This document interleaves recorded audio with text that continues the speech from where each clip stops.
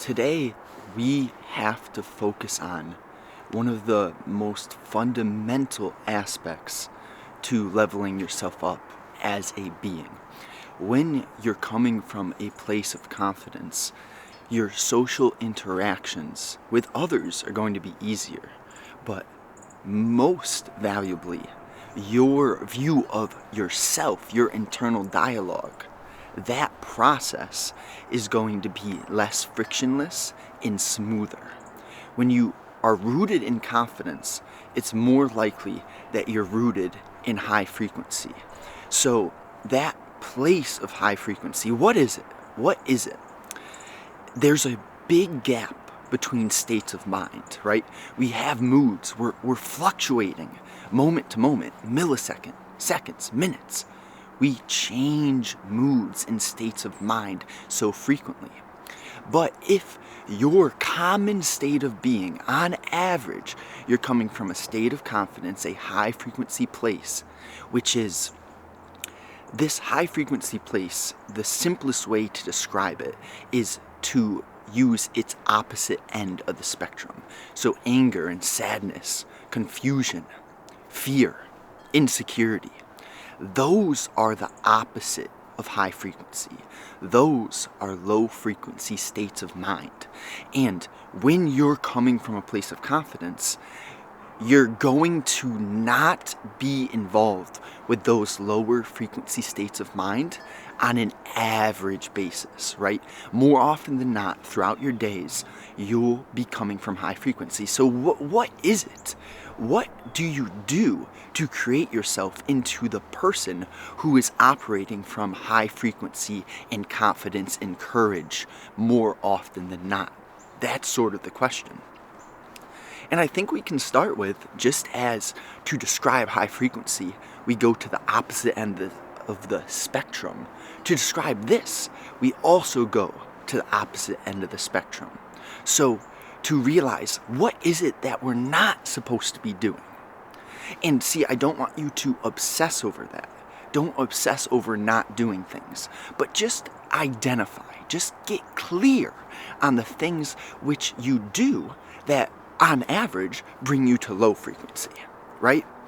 Complaining, viewing yourself, coming from a victim state of mind, coming from a doing state of mind. I have to do that, then I have to do this, then I have to do that. That is the survival perspective. So, right, we have a victim mindset, which is so limiting. There's no confidence in a victim mindset. Everything's happening to you, and therefore, you're coming from a state of low frequency when everything is happening to you because you're almost helpless, right? When you're that victim. So the last place you want to be is the victim perspective. But easier said than done, right? If you're caught in that perspective, what is it that is making it seem okay for you to act like a victim? Usually, it's coming from this place of, I can't believe that would happen to me. Why would it happen to me? So, first of all, the why question is a shit question. Why? More so, we can ask a better question, and that question will bring us into a different perspective and therefore raise the odds that we enter a new state of mind and a new mood, a fresh frequency. And what's a better way to ask that question? Maybe instead of, why is this happening to me? What is the lesson within this occurrence? What can I take away that has a strengthening, a positive impact on me? So it really comes down to the quality of the questions you ask, right? Because right now we're talking about the quality of mind, the quality of your mood. The quality of your mind and mood is your life, essentially. When you get down to the core of it, things are going to happen. People are going to act in certain ways. There's a lot that you don't control, right? But when you do get clear on what is in your ability of regulation, the big one is the quality of your mind. So we want to identify any sort of time that we're coming from victimhood, When you identify it, then you create the space to potentially change and improve it. Without identifying something, there is no potential for improvement. So maybe you're in the victim state, maybe you're in the survival state. The have to, I gotta do this, gotta do that. It doesn't feel good. It feels much better when you have an opportunity to do something. Okay, I get to do this right now. It's a small switch in language, but it is deeper than that. The small switch in language is sort of the result of the deeper switch internally. Right? Because you're not going to realize the power in language until the internal shift has began to initiate. And once those internal shifts happen, you identify how problematic, how weakening a victim perspective is, how troublesome the survival, the have to perspective is. Then we have potential space for a new perspective. What is that? I would label it a thriving state of mind. So we start with confidence, and now we're moving into this thriving state of mind. So what is the connection between confidence and a thriving perspective? Well, usually it starts with subtraction. You subtract the victimhood, you subtract the survival state of mind. And then we are left with one more option. This one more option is a beautiful place to come from, but don't believe me, because this isn't about intellectual description. I'm not telling you, I'm not educating you on something. I'm getting to the core of what it is and how to change your entire quality of mind. So it's not an education on something intellectual, but this is the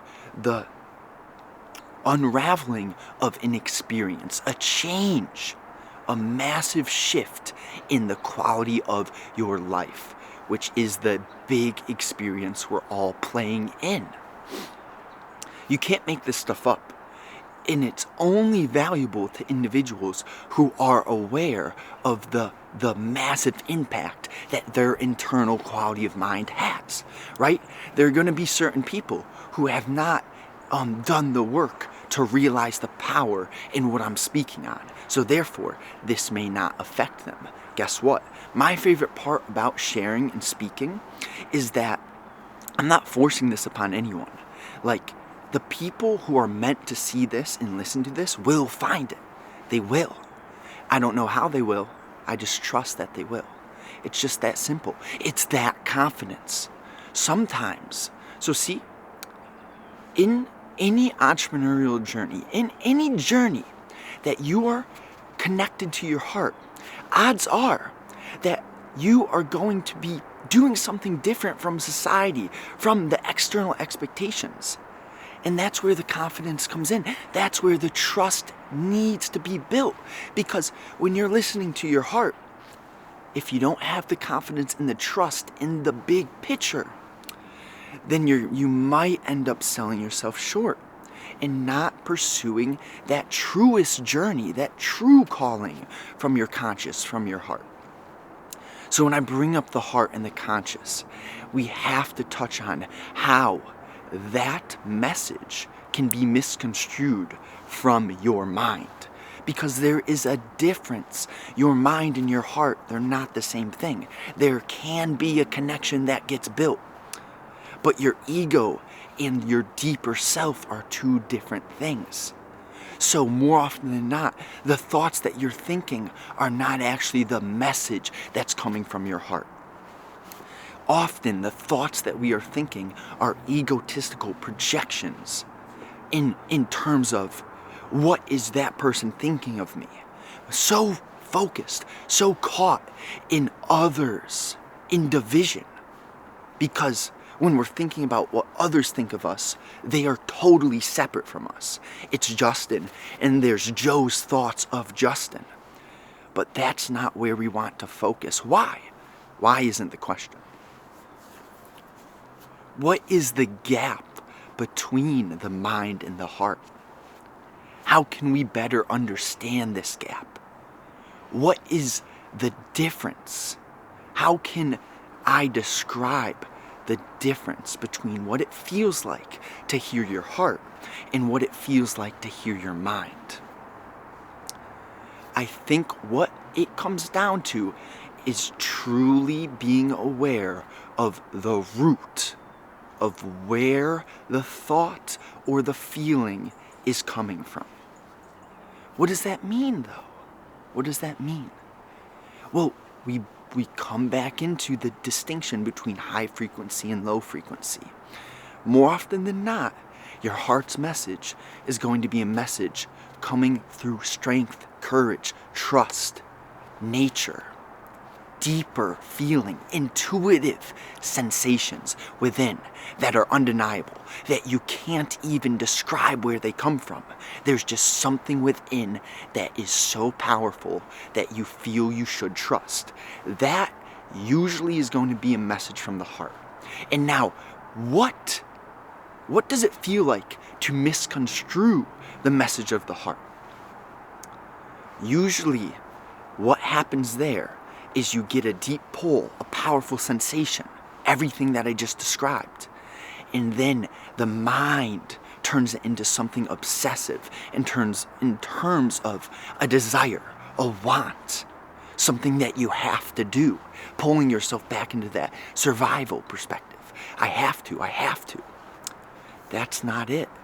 That's not it.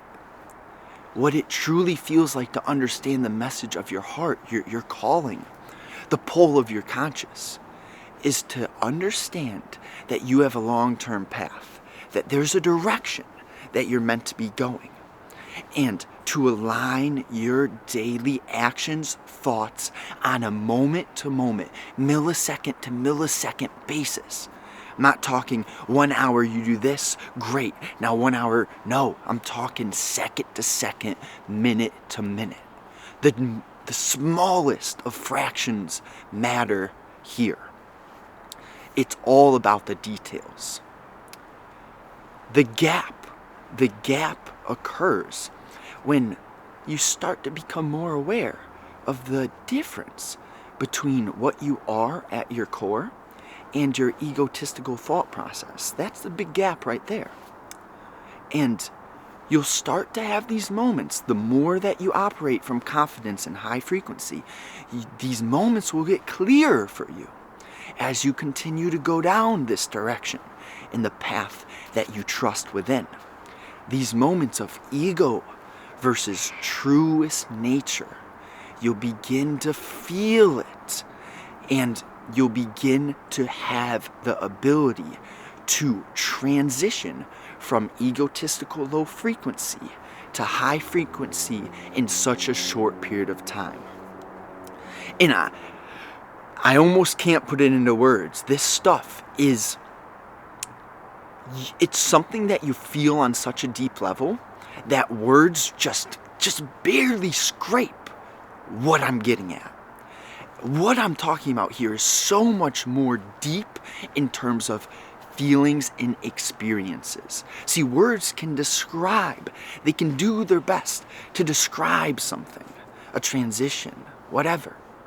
But to truly have this confidence and to truly build your awareness to the point where you can feel that friction, that tenseness, the moment that the ego begins to arise, that's the experience. It's that catching yourself in the moment and then realizing that it's a choice to remain caught in this low frequency egotistical state or mood. And then what I do, what helps me, see, I don't want you to just say, oh, Justin says this helps him, so let me copy it. Please don't. Please do not copy me. But maybe just test something out and see if it works for you, right? I'm not your leader. I'm not your whatever. I'm just someone sharing some things that have helped me out. So that's the last thing I want is any sort of just do what Justin says or just automatically believe what he says without actually testing it, experimenting with it. That's the mindset I please ask you to come with for anything that you hear from me. It's all just the experiment. Just test it out and see what happens for you. That's where your decision, that's where the end comes from. is, what do you feel? What do you think? Because some stuff, it might work for me and it might work beautifully for you. But some other things, it might not. Who knows? So that's why you experiment.